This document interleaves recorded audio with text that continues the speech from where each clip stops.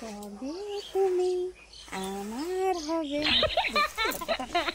এই শুনো, একটা দারুণ সুখবর আছে। কি খবর বলো না। কি খবর? আমার মা তোমার আর আমার বিয়েতে রাজি হয়ে গেছে। কি? তোমার মা রাজি হয়ে গেছে? ও, আমার মা সুধাতে বলেছে তুমি কি কি কাজ করতে পারো। রান্না পারো? ইয়েস। রান্না করতে?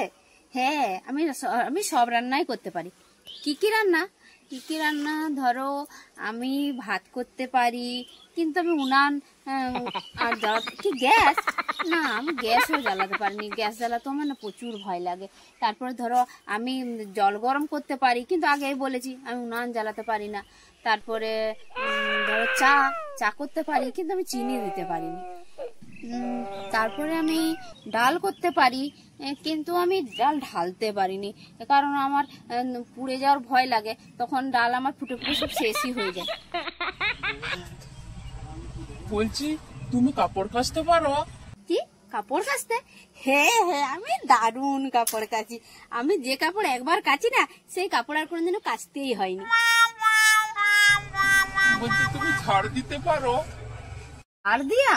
ও বাবা, এটা আবার কি বলছো তুমি? আমি এত সুন্দর ঝাড় দিই বলবো? এরকম করে এমনি করে এমন ঝাড় দিই সবার মুখে মুখে ঝাঁটা ঘুরে ঝাড় দিয়ে আস্তে আস্তে। হ্যাঁ, বলছি তুমি ঘর মুছতে পারো? কি? ঘর মোছা? হ্যাঁ, আমি দারুণ ঘর মুছতে পারি। আমি যেদিন ঘর মুছি সেদিনে আর কাউকে ঘরের কাউকে বাথরুমে স্নান করতেই যেতে হয় না, কারণ ঘরের মেঝেতে এত জল থাকে, তাতেই স্নান হয়ে যায়। আমি একদম সব কাজ করতে পারি। কি পছন্দ হয়েছে তো? তাহলে তোমার মাকে যে সব বলবে যে মা তোমার হবো বৌমা একদম সব কাজ করতে পারে। কি?